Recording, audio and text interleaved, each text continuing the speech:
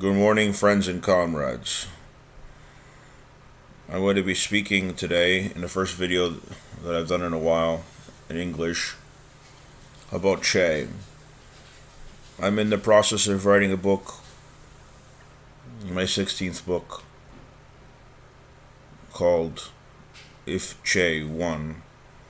And honestly, these past few days, I've been suffering a sort of writer's block, at least when it comes to this book, although I've ceased doing articles because I'm trying to focus on the book.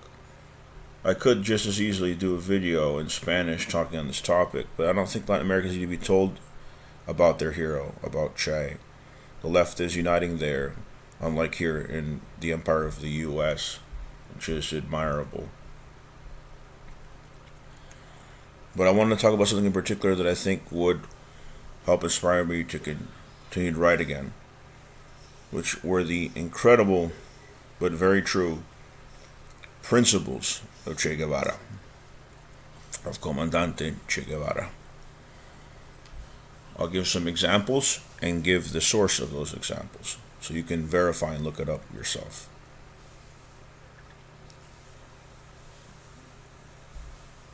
Che, when he was given the rank of Comandante, or commander, in the Cuban army, in the Cuban rebel army against the Batista regime,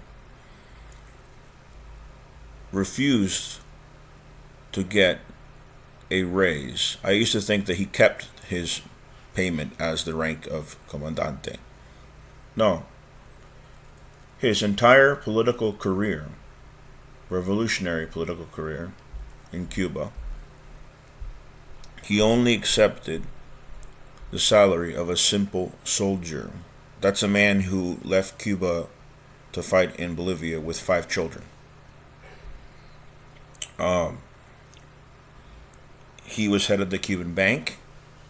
He was head of the Ministry of Industries, but refused. He said that money belongs to the Cuban people, and he kept that salary. Another example that I read, well, I'll tell me something else. There's a Cuban I met once in Tampa whose father met Che.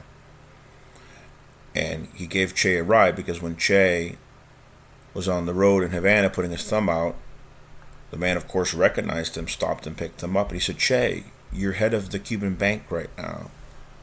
Why do you need a ride?"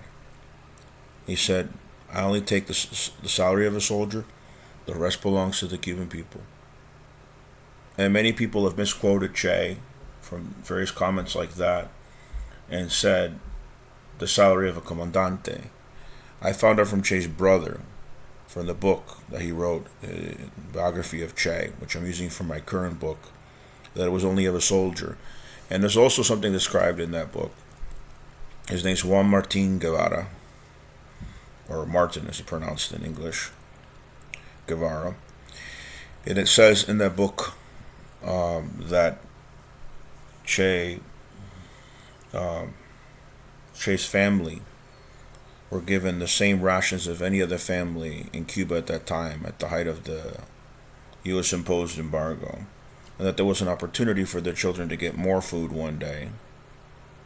And Che found out and was furious and sent the food back and said, "My family," just because they happened to, be the family of the whatever position he was in the Cuban government then, does not mean that they should get more rations than anybody else. That was the exceptional principles of Che, who was clearly, through actions, not in the fight for opportunistic means, as you see many political leaders today. Those were the principles of a revolutionary. And Che called the revolutionary the highest form of the human species. That's the best way to translate his words there. And he went by that model, by that example, through his actions, with exceptional principles that we have to aspire to be like. Thank you, friends and comrades, and in the words of Che, hasta la victoria siempre, until victory always.